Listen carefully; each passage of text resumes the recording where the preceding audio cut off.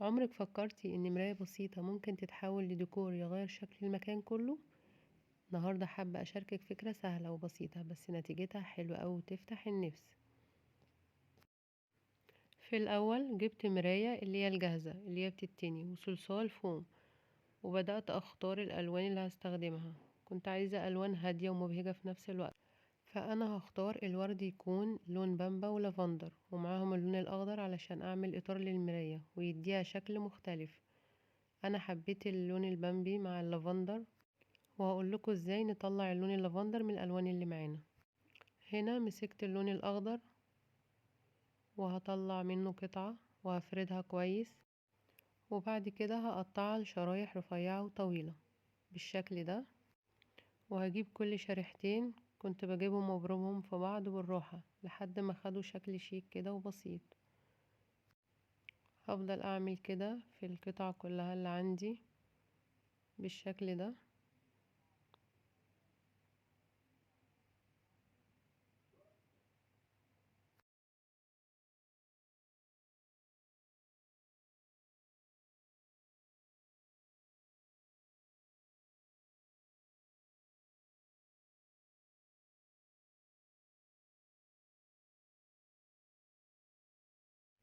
بعدها جبت المراية وبدأت اثبت الجزء اللي برمته على الحرف باستخدام الشمع،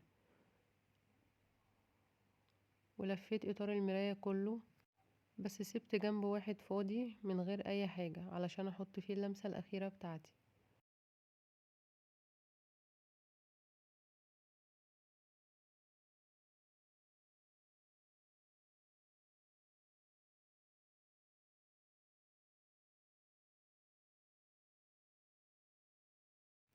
وبعد كده بقى دخلنا على الجزء المفضل لقلبي، جزء الورد وتناسق الالوان.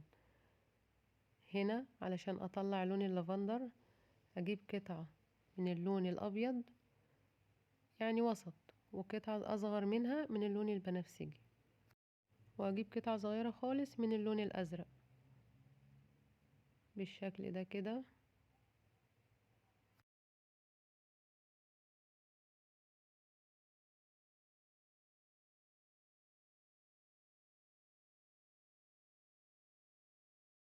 بعد ما جبت من كل لون النسبة اللي انا عايزاها في الحجم اللي انا محتاجاها بالشكل ده، بعد كده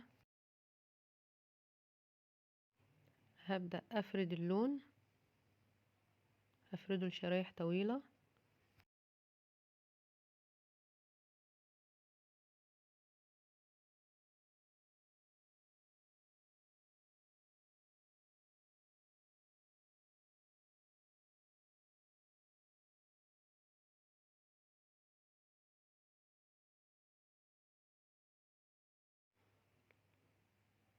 وهقطع منه اجزاء صغيرة على حسب حجم الوردة اللي انا عايزاها بالشكل ده كده.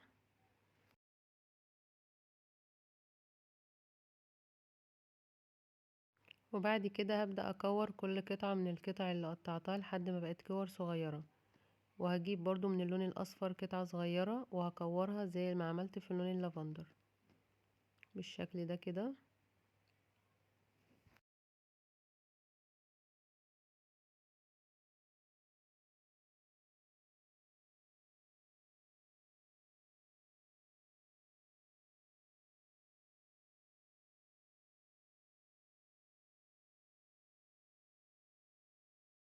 هثبتهم جنب بعض واحدة واحدة، ومع شوية ترتيب بسيط بدأ يظهر معايا شكل الوردة كده. وهجيب القطعة الصفرا احطها.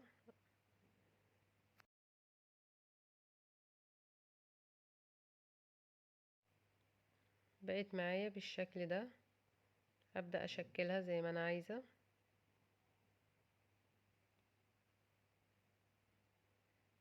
بقيت معايا كده.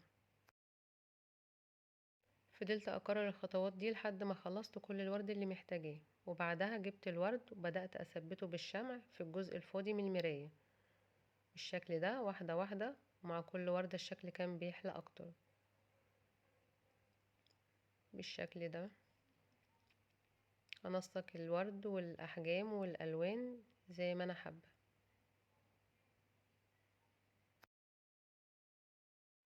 ده الشكل النهائي بتاعها. لو الفكرة عجبتك ما تنسيش تعملي لايك علشان توصل لناس اكتر، واكتبيلي في التعليقات رأيك او قوليلي تحبي تشوفي افكار ايه المرة الجاية.